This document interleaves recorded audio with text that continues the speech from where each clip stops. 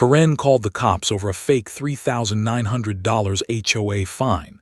But the moment my wife flashed the judge's seal, the officer nearly dropped his badge.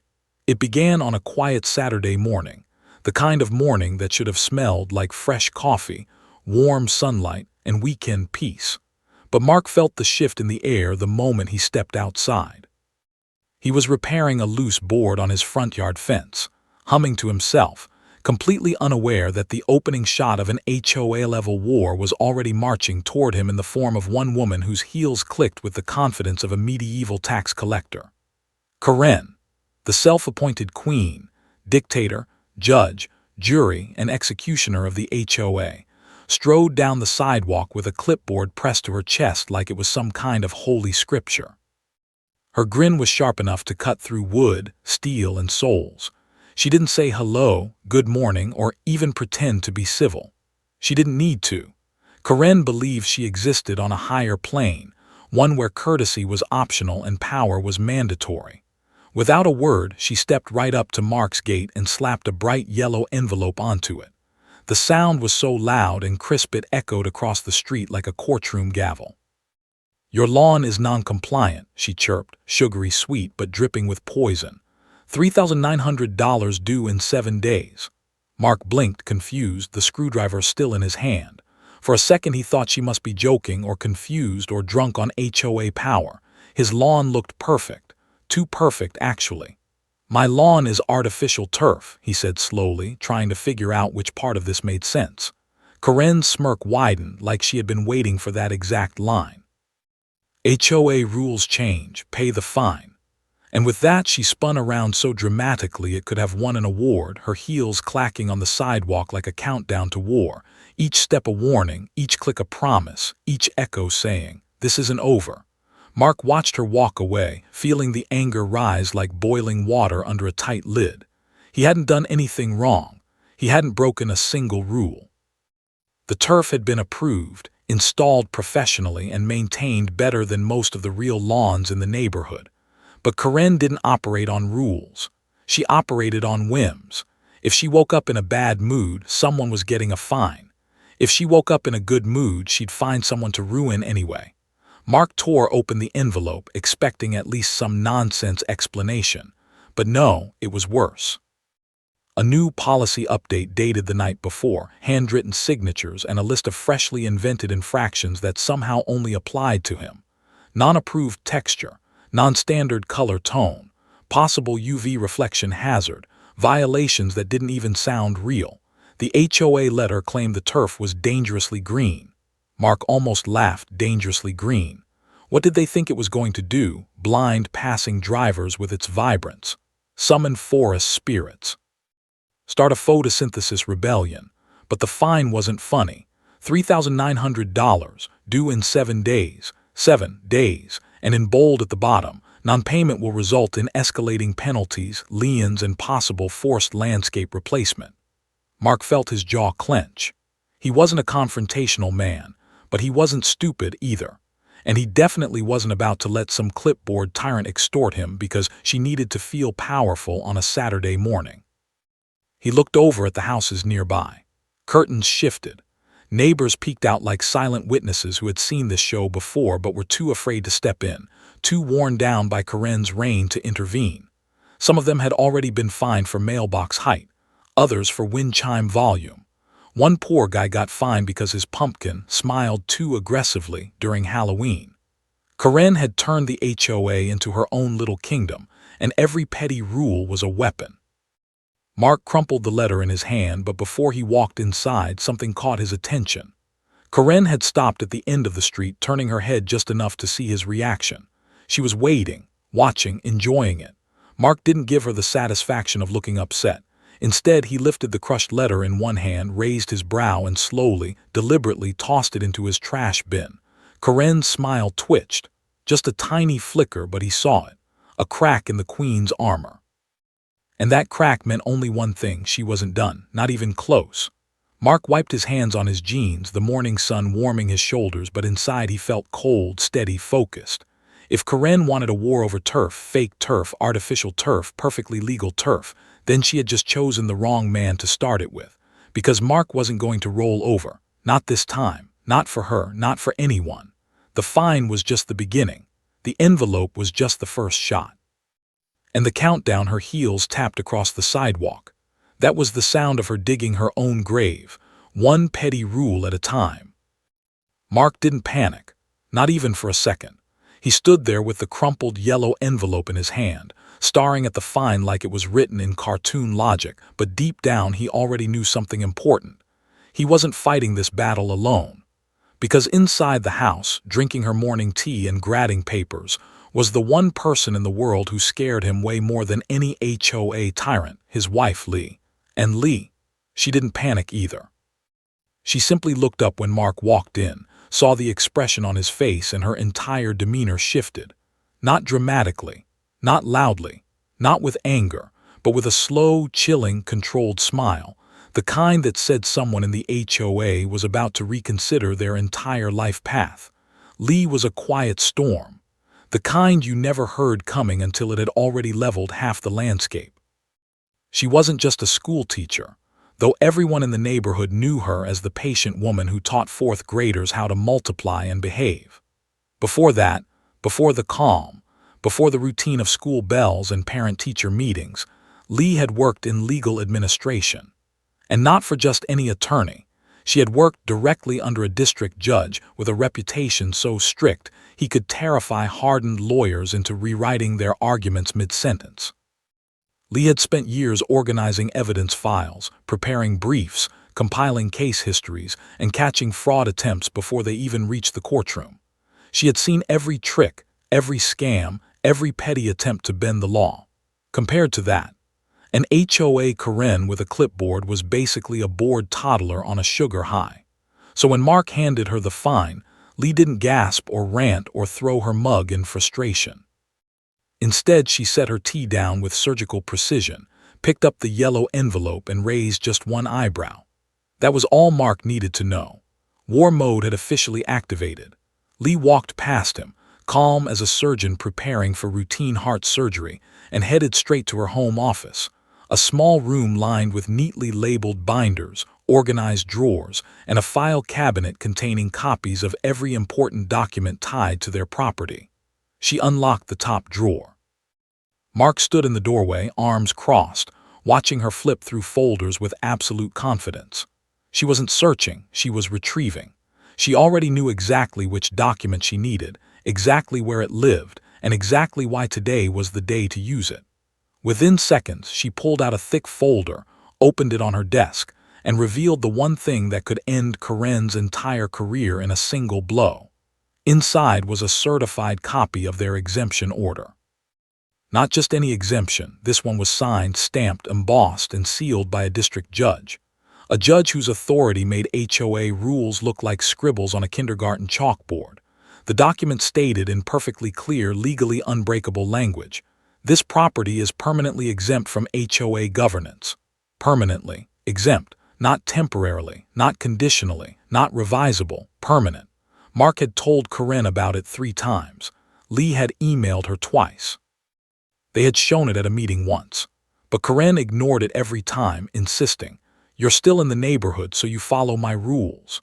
Karen acted like the HOA was a monarchy and she was the crown-wearing queen. What Karen didn't realize was that Lee had the equivalent of Excalibur in her filing cabinet. Lee lifted the document, examined the judge's raised seal like she was polishing a weapon, and then did something that sent a chill down Mark's spine. She smiled again, but slower this time. More dangerous, more satisfied. She slid the document into a protective plastic case, clicked it shut, and set it on the table like evidence about to be presented in court. "Let her push harder," Lee said, her voice soft, steady, and almost frighteningly calm. "She'll hang herself with her own rules." That was the thing about Lee, she never struck first. She didn't need to, she waited patiently, quietly, meticulously. She let people underestimate her, let them think she was just a polite teacher with pretty handwriting and gentle eyes. Then she hit them with the force of legal precedent shaped like a sledgehammer. Mark watched her close the folder and place it neatly back in the drawer. Every movement was precise, intentional, controlled. Lee never rushed. She didn't need to. Karen thought she was dealing with a harmless, rule-abiding couple. She had no idea she was poking a woman who had helped dismantle entire fraud cases with less evidence than what she already had on her desk. Lee picked up her tea again, took a slow sip, and said, "This is going to be interesting. Not stressful, not frustrating, interesting." That was when Mark knew Karen had officially chosen the wrong household to mess with, and the storm was already forming. Quiet, controlled, deadly. The kind of storm that didn't just destroy the problem, it erased the person who created it. Karen had made her move. Lee was about to make hers, and when she did, the HOA wasn't ready, not even close. 2 days later, it happened. Not gradually, not subtly, but with the chaotic intensity of a soap opera villain making her grand entrance. Mark had just stepped outside to load tools into his truck when he heard it. The sharp, rapid-fire click of heels hitting pavement like tiny hammers. He looked up just in time to see Karen storming onto the driveway with 2 HOA board members trailing behind her like nervous backup dancers. She was holding a violation sheet above her head like Moses descending a mountain, except she looked less holy and more like someone who had rehearsed her outrage in the mirror. "You have refused to pay," she barked, waving the paper dramatically enough to create its own breeze. So now the HOA is escalating. Mark crossed his arms, calm but already annoyed. He could feel trouble radiating off her like static electricity. "You can't escalate rules that don't apply to us." For a moment, Karen froze. Then her face reddened so fast it looked like someone had hit a color change button. The 2 board members exchanged nervous glances. They knew deep down they shouldn't even be there. They had been dragged along by Karen because she needed an audience. She lived for spectacle. "We'll see about that," she snapped, turning so sharply her hair whipped across her shoulder like a weapon. And in the most dramatic act of overconfidence Mark had ever witnessed, Karen pulled out her phone, held it high like she was summoning divine intervention, and dialed 911 on speaker, loudspeaker. "You have got to be kidding me," Mark muttered. The board members stepped back, suddenly realizing this was no longer an HOA issue, it was a Karen issue. "Yes, hello," Karen practically sang into the phone when the operator answered. "I want to report a homeowner refusing to comply with HOA orders and obstructing enforcement officers." She emphasized enforcement officers, as if she were commanding a small army rather than 2 retirees who didn't even want to be there. Mark stared at her, just stared. He didn't interrupt. He didn't step forward. He didn't raise his voice. He simply watched a grown adult call emergency services over an artificial lawn. When the operator asked for clarification, Karen puffed her chest up like a pigeon preparing for a fight. "Yes, they are refusing lawful directives, resisting mandatory compliance and," Mark cut in, voice steady, "you just called the police for a lawn." Karen lifted her chin with an expression that said she believed she was making history. "They'll teach you a lesson." She said it with the smugness of someone who truly believed police officers had nothing better to do on a Tuesday morning than enforce her personal vendettas. But Karen wasn't done. She turned to her 2 board members. "Stand straight, look official." They stiffened awkwardly, unsure whether to salute, pose, or run. "When the officers arrive," she continued loudly, "I will explain everything. Don't speak unless I tell you." She stood in the driveway like a queen waiting to be escorted onto her throne, clutching her clipboard as if it were a shield of righteousness. But Mark wasn't rattled. He knew the exemption order existed. He knew the police would take one look at the paperwork and wonder why they had been called. He knew Lee was inside printing out 3 extra copies, just in case. And he also knew one single fact that Karen had never bothered to consider. Calling the police on an innocent homeowner wasn't an escalation, it was evidence. Evidence of harassment, evidence of abuse of position, evidence that could get an HOA president removed faster than weeds after rainfall. Mark glanced toward the front window. Lee stood behind it, watching the entire scene with calm, calculating eyes. She held the sealed exemption order like someone holding a royal flush waiting for the perfect moment to slam it on the table. Karen continued packing in the driveway, practicing her victim speech out loud. "Yes, officer, they're hostile, extremely hostile. They refused to follow community orders. Hostile, Mark hadn't moved. He was leaning against his truck like he was waiting for a slow elevator. "I feel threatened," Karen rehearsed dramatically, holding a hand to her chest like she was auditioning for a melodramatic play. One of the board members whispered, "Karen, maybe this is too much." She whipped around. "Too much? They violated turf regulations." The other board member winced. "Turf isn't dangerous." Karen glared at him, the kind of glare that promised extra fines for the next 3 months. "It could be," she hissed. "Anything can be if the rules say so." Mark couldn't help it, he laughed, out loud. And the moment Karen heard it, she spun toward him with fire in her eyes. "You think this is funny? You called the police," Mark said, "because you lost an argument with a yard." Before she could respond, the distant sound of a police car approaching floated through the neighborhood. Karen straightened like a soldier at inspection. "Perfect," she snapped. "Now you'll see what happens when you defy authority." Mark raised a brow. "Pretty sure that's what you're doing." Karen ignored him. She walked to the end of the driveway, squared her shoulders, lifted her chin, and prepared to greet the officers like she expected them to thank her for her service. The board members stepped even farther back, as if trying to dissociate themselves from the upcoming disaster. And as the police car rolled closer, Mark exhaled slowly. Not afraid, not worried, just ready, because Karen had pushed. Karen had escalated. Karen had made her move. And now? Now it was time for Lee to make hers. The quiet storm was coming to the driveway, and Karen had no idea she was about to get struck. 10 minutes later, the quiet tension that had settled over the street was shattered by the unmistakable wail of a patrol car rolling to a stop at the edge of Mark's driveway.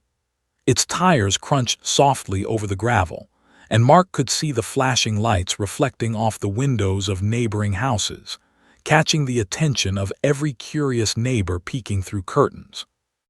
Officer Daniels stepped out of the vehicle, his uniform crisp, his hat tilted just slightly back, and a look on his face that suggested he had anticipated something serious, maybe a domestic dispute or a car accident, but certainly not a complaint about grass. He approached cautiously, hands resting near his belt as though ready for anything, but expecting almost nothing from a quiet suburban yard. Karen's heels clicked across the concrete in a frantic, determined rhythm, each step louder than the last, and she reached the officer with a speed that suggested she had trained for this exact scenario in her head multiple times. "Arrest him! He's violating HOA law," she shouted, waving her clipboard like it was a scepter of divine power. Daniels blinked once, twice, his face betraying the confusion that most people didn't dare show to a shouting HOA president. "HOA law isn't actual law, ma'am," he said carefully, his tone even and professional, trying to balance civility with disbelief. Karen jabbed a finger at Mark, leaning forward as if proximity would increase her credibility. "He's refusing a legal fine," she insisted, voice rising in pitch, shaking the very air around her. Daniels exhaled, a long, deliberate sigh, and began walking toward Mark, trying to de-escalate the situation before it became absurdly public. "Sir," he said, "mind explaining what's going on here?" Mark opened his mouth, but before a single word could escape, Lee emerged from the house with the calm confidence of someone who already knew how the story would end. She walked steadily down the porch steps, holding a sleek black folder in her hands as if it were a sword poised to strike. Her presence alone shifted the energy of the scene.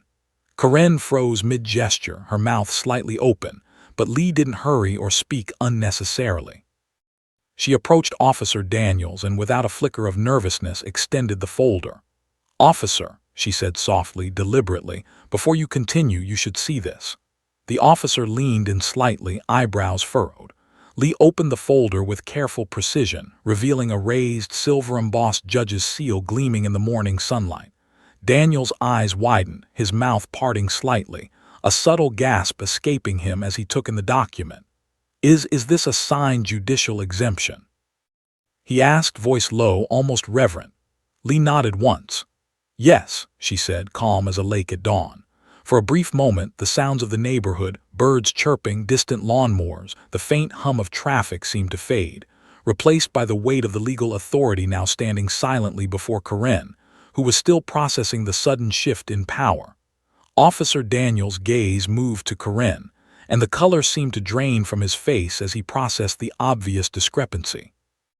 "Ma'am," he said slowly, his voice measured, firm, and steady, "you have just attempted to enforce authority you do not have, on someone legally outside your jurisdiction."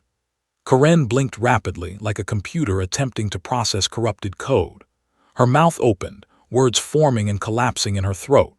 That can't be right," she stammered, the confidence she had carried into the driveway evaporating into thin air, leaving only a faint, trembling shell of her previous arrogance. Daniels folded his arms, scanning the document once more, then back at Corinne. "It is," he confirmed. "And calling 911 for a non-criminal HOA dispute is misuse of emergency services. You've not only misrepresented your authority but also created unnecessary public alarm. There are consequences for this." Corinne's hands dropped limply to her sides. The clipboard she had wielded like a sword fell to the ground with a soft thud, almost pitiful after the fanfare of her earlier theatrics. The two board members shuffled uncomfortably, glancing at one another, suddenly aware that they had been complicit in a very public humiliation. Mark, meanwhile, remained calm, standing a few feet away with arms crossed, the corners of his mouth twitching in a faint, controlled smile. Lee stood beside him, holding the folder like a shield of righteousness, radiating a quiet strength that left no room for argument. Corinne's knees seemed to buckle slightly, though she remained upright, blinking as though the world itself had betrayed her. She had built herself up in front of the neighborhood, calling the police and assembling a small army to back her up, but none of it mattered. All her posturing, all her threats, all her assumed superiority had collapsed in the face of a single piece of paper.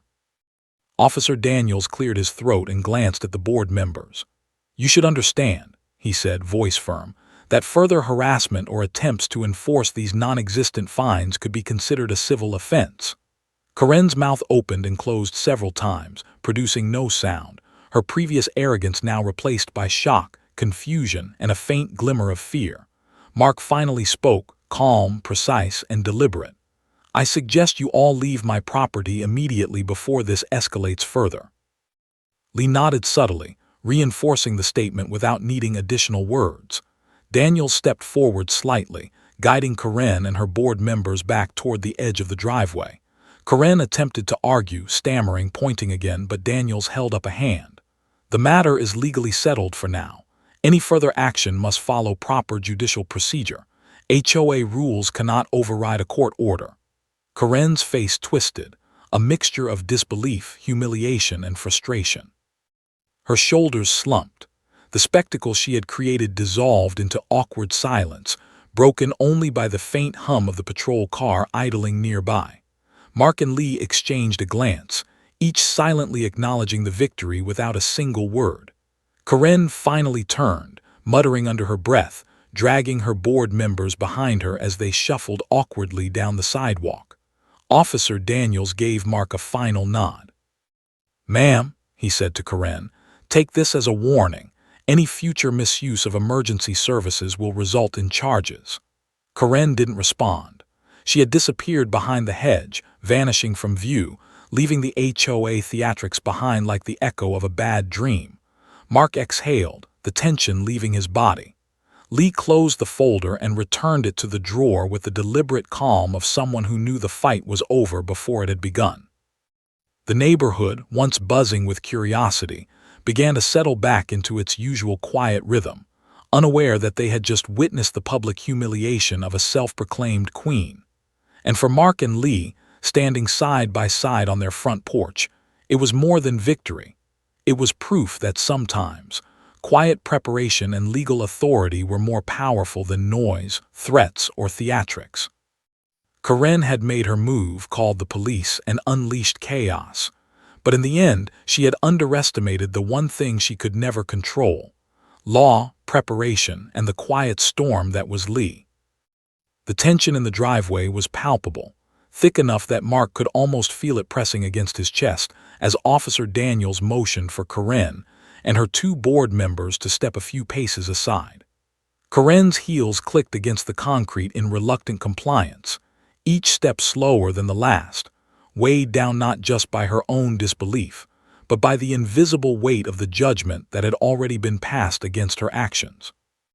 The board members flinched with every move, their faces pale and tight, suddenly aware that they had been dragged into a situation far beyond their authority and expertise. They exchanged nervous glances, as if silently questioning the life choices that had led them to follow Karen onto someone else's legally protected property. Officer Daniels turned to Lee, his posture shifting from professional neutrality to cautious respect. He had dealt with petty HOA disputes before, neighbors arguing over fence heights, mailbox styles, or hedges that were too high, but this was different. The presence of a legally certified exemption, bearing the unmistakable raised seal of a district judge, changed everything. "Ma'am," he began, his voice calm but firm, "is this an official, certified copy?" Lee's calm smile didn't falter for a second. Extended the black folder, revealing the raised silver-embossed seal catching the sunlight, glinting like a beacon of authority. "Yes," she said, her voice steady and deliberate, carrying the weight of truth and preparation. "You can call the judge's office to verify. They know us well." Daniels glanced down at the seal, tilting the folder slightly to catch the light, then looked back at Lee with a mix of awe and confirmation. This wasn't a forgery. This wasn't an expired or partial order. This was absolute. Legally unassailable. He reached for his radio and spoke to dispatch, speaking slowly to ensure there was no misunderstanding. "Dispatch, please confirm verification of a certified judicial exemption for the property at 47 Crestwood Lane." "Yes, verify with the district judge's office." The air was silent but tense while Daniels waited, and Mark could see Karen's confidence flickering with each second. Her eyes darted between Mark, Lee, and the officer, trying desperately to find some loophole, some technicality, some shred of authority she could cling to. She found none. Within 5 minutes, dispatch returned with confirmation. Officer Daniels straightened slightly, his posture authoritative yet calm. "Confirmed," he said, his voice projecting finality. "This property is permanently exempt from HOA governance as stated in the certified judicial order provided." Karen's face went pale, a deep, unnatural color that made her look almost translucent in the bright morning sun. Her lips trembled and her hand, still clutching the clipboard, shook involuntarily. She opened her mouth to argue, but no words came out at first, only a low, incredulous whisper. But we're the HOA," Daniels sighed, a mixture of professional patience and exasperation crossing his face. He stepped closer to her, his voice steady, authoritative, leaving no room for debate. "Not over this house," he said firmly. "Not ever." Karen's eyes widened as the words sank in, the reality of the situation hitting her with the force of a freight train. Every tactic she had planned, every threat she had imagined, every fine she had issued in her mind evaporated in an instant. Her kingdom, meticulously maintained and arbitrarily enforced, had just been dismantled by the law, and by a calm, intelligent woman who knew exactly how to wield it. The board members, sensing that their moment of decision had arrived, quietly began to slip away, their footsteps soft against the driveway, heads bowed, eyes avoiding contact with Karen and the officers, as if by disappearing they could erase themselves from the embarrassment and potential legal consequences that now hung over them like storm clouds. Karen turned to follow them, holding the clipboard in front of her as if it were a shield, a last vestige of the authority that had already crumbled beneath her. Her movements were stiff, awkward, almost robotic, like a soldier following orders after a battle has already been lost. Officer Daniels cleared his throat and addressed her one last time, each word deliberate, measured, and impossible to misinterpret. "Ma'am, I have to inform you that if you attempt to issue further fines, harass the residents, or trespass on their property in any way, you may be charged with harassment, coercion, and abuse of authority." Karen's lips parted again, but only to release a barely audible whisper. But we're the HOA," she sounded like someone realizing that a lifelong assumption, a deeply ingrained sense of self-importance, had been utterly invalidated. Daniels shook his head slightly, a mixture of sympathy for the clueless and firm adherence to duty. "Not over this house," he repeated, slower this time, ensuring the meaning was clear. Not ever. You have no authority here, and any attempt to assert such authority will be considered a criminal and civil violation. The words hit Karen like a hammer, and she finally slumped forward slightly, shoulders sagging as if the weight of her imagined power had been a physical load she could no longer carry. Her clipboard, once held high like a standard of victory, now drooped limply, the corners brushing the concrete with a soft scrape that sounded embarrassingly mundane compared to the dramatic fanfare she had created minutes earlier. Mark watched quietly, arms crossed, a faint smile tugging at the corners of his mouth.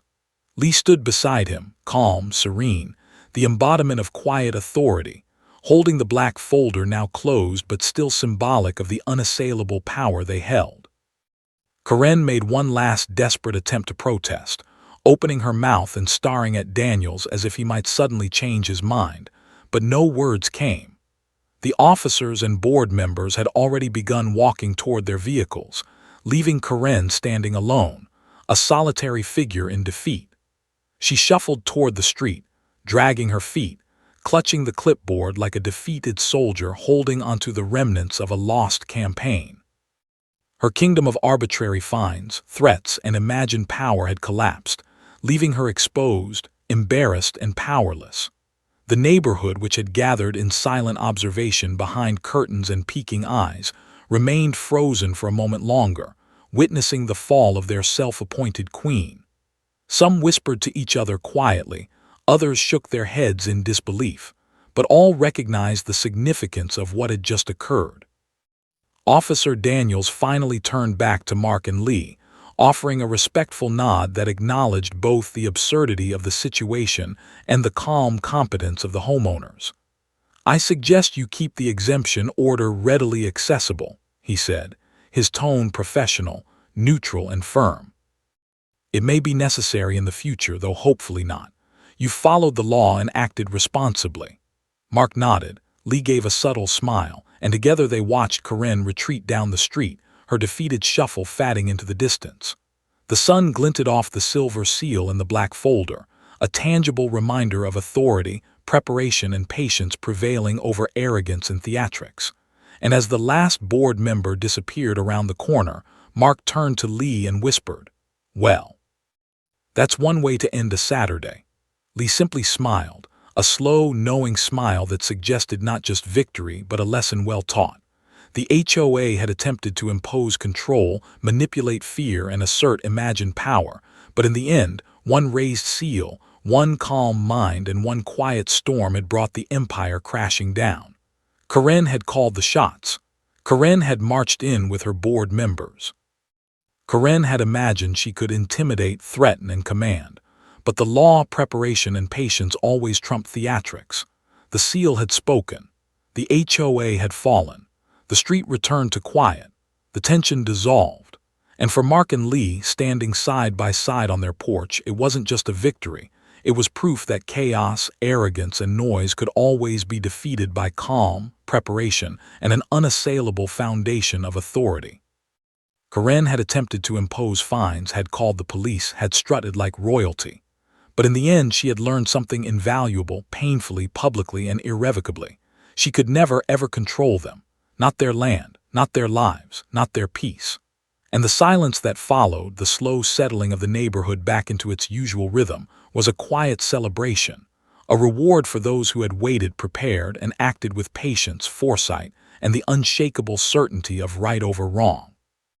Karen's clipboard, limp and useless in her trembling hands, was the only remnant of her imagined power, and it lay shattered in spirit if not in physical form, a testament to the fact that law and preparation could always topple arrogance, one certified seal at a time. The morning after the showdown at Mark and Lee's driveway, the neighborhood was already buzzing with whispers, murmurs, and the soft hum of gossip spreading like wildfire. Inside the HOA office, an emergency meeting had been called, one that had been scheduled so hastily that even the office staff barely had time to prepare coffee before board members began filing in, faces tight, stiff, and uneasy. Karen, predictably, was the first to arrive. striding in with the kind of false confidence that only comes when someone believes they have survived a minor skirmish unscathed, completely unaware that the skirmish had been won by the very people she intended to crush. She planted herself at the head of the conference table, clipboard in hand like a weapon, ready to dictate blame, assert dominance, and claim moral high ground. "This is an outrage," she began, voice pitched for maximum effect. "Mark Thompson has openly defied HOA regulations. He refuses to comply with lawful fines. And she paused dramatically, eyes scanning the room for agreement, "I have been forced to escalate." A few board members nodded timidly, but most avoided eye contact, a subtle chorus of doubt already forming beneath the surface. Karen continued, shifting blame with practiced precision, each accusation launched like a dagger at invisible targets. "It is Mark's fault for being defiant. It is Lee's fault for harboring him and encouraging insubordination. It is Officer Daniels' fault for not taking immediate enforcement action when called." She jabbed a finger toward the wall, toward an empty chair that represented authority, toward a whiteboard with scribbled rules and penalties that now seemed irrelevant, and finally toward the very air itself, as though the universe had conspired against her. But the more she spoke, the more the room itself seemed to resist her. Members exchanged uncomfortable glances. Some whispered quietly. Others subtly checked their phones, realizing that the situation had already begun circulating among residents and attorneys alike. Karen's anger grew with every second, her false bravado cracking into desperation. Meanwhile, back at Mark and Lee's house, the couple watched through the front window, sipping coffee and listening to the faint murmur of neighborhood reactions carried on the morning breeze. They didn't need to act. The law had acted. The seal had acted. The calm preparation Lee had executed the previous day had already set events into motion far beyond the reach of a single, angry HOA president. By mid-morning, the HOA office received a fax directly from the judge's chambers. The paper whirred into the tray like a herald of inevitability, bearing a clear, concise, and legally binding confirmation. Mark and Lee's property was permanently exempt from HOA governance. The document was addressed to the HOA's attorney, complete with embossed stamps, case numbers, and official signatures, leaving no room for interpretation, objection, or petty manipulation. The attorney, a pragmatic and seasoned professional, immediately reviewed the document, eyes scanning every line before leaning back in disbelief. "This," he said slowly, "is airtight. This is indisputable. Any attempt to enforce fines, harassment, or coercion against these homeowners is legally actionable. I recommend immediate corrective measures." The words spread through the office like wildfire. Karen, who had been mid-rant, suddenly froze, her mouth half open, a mixture of shock and panic flickering across her features. She tried to speak, to argue, to redirect blame, but the attorney's calm authority and the weight of judicial confirmation left her words hollow, meaningless, and absurd. Over the next 24 hours, the fallout began in full force. Notices were drafted and sent to every homeowner, explaining the incident in precise, professional language. The memo outlined that a legally certified judicial exemption had been provided, that previous fines issued to Mark and Lee were invalid, and that any further attempts at enforcement would constitute harassment and potential civil and criminal liability. The memo also included a stern warning to HOA board members, emphasizing the importance of adhering strictly to legal boundaries and exercising discretion before attempting enforcement actions. Karen tried desperately to salvage her reputation, sending frantic emails to board members, drafting letters of apology that were more defensive than conciliatory, and even attempting to organize a press release that would paint her as the victim of homeowners exploiting loopholes. But by this point, her credibility had eroded beyond repair. Board members who had once followed her lead quietly slipped away from her orbit, avoiding calls, refusing to respond to messages, and focusing on damage control rather than supporting a leader whose authority had just been publicly invalidated. By midweek, the HOA formally convened another meeting, not to discuss fines or regulations, but to formally remove Karen from the board.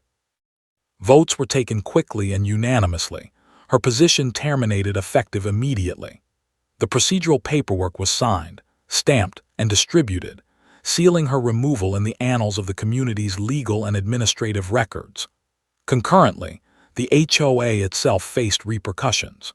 The attorney, in consultation with the board's remaining members, advised that the organization be prepared for fines, formal complaints, and potential civil suits for harassment. Precautionary measures were taken, policies were revised, documentation reviewed, and new procedures instituted to prevent future abuses of authority. All homeowners received official communication detailing the situation, the judicial confirmation, and the steps the HOA was taking to rectify prior misconduct. The community, for once, had transparency, accountability, and clarity where confusion, intimidation, and arbitrary enforcement had once ruled. Karen herself faded from public view. She stopped attending community meetings entirely, no longer making appearances, issuing fines, or attempting to assert dominance over neighbors. Rumors swirled. Some said she had moved to another town, others whispered she had taken a leave of absence, and a few even joked that she had gone into hiding. Whatever the truth, her presence was no longer a factor, and her influence, once omnipresent, was effectively erased. Meanwhile, Mark and Lee maintained their daily routines with a calm that bordered on serene amusement. Mark sipped his morning coffee on the porch, observing the subtle chaos ripple through the neighborhood like waves from a stone tossed into a pond. Cars passed slowly by, neighbors whispered over fences, and the faint clatter of papers being filed in the HOA office reached his ears. Lee, sitting beside him with a faint smile, occasionally glanced down at the black folder containing the judicial exemption seal, a tangible reminder of the storm they had weathered and the law that had upheld them. The couple exchanged subtle nods, communicating without words the satisfaction of justice served. The street, once tense and tense again in anticipation of confrontation, now felt light, almost buoyant. Children played in yards without fear of arbitrary fines, neighbors mowed lawns to their heart's content, and the oppressive shadow of Karen's reign was replaced by clarity, legality, and a sense of restored normalcy. Mark leaned back in his chair, letting the sunlight warm his face, reflecting on the week's events. It had begun with a simple yellow envelope, escalated into police involvement, and culminated in judicial authority asserting itself in ways Karen had never imagined. All of it, from start to finish, underscored one undeniable truth: preparation, knowledge, and calm authority always prevail over theatrics, arrogance, and unearned power.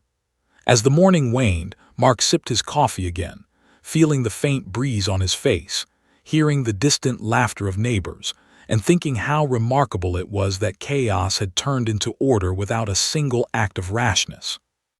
Lee reached over, touched his arm lightly, and whispered, "Sometimes the quietest storms make the biggest impact." Mark smiled, nodding, knowing that the HOA, the community, and the legacy of one overzealous president had all been reshaped by the power of a calm mind, careful planning, and the undeniable authority of the law. Karen was gone. The HOA had learned its lesson. The neighborhood had witnessed justice quietly, methodically, and definitively executed. And Mark, Lee, and their lawn, artificial, perfect, and legally untouchable, remained untouched, a small oasis of calm and victory in the eye of a storm that had burned itself out completely. A week later, the neighborhood had settled into a calm that felt almost surreal after the chaos of the previous days. The air was fresher somehow, carrying the faint scent of freshly cut grass, blooming flowers, and the kind of quiet that comes after a storm has finally passed. Mark was on his porch, sipping a steaming cup of coffee, watching the sun slowly climb above the rooftops, casting long golden shadows across the perfectly manicured yards of his street. The artificial turf he had once worried might attract unnecessary attention now gleamed under the sunlight, every fiber pristine, untouchable, and untouched by HOA overreach. It had been a long week, one filled with tense phone calls, polite nods from neighbors, and subtle ripples of gossip that had finally reached closure.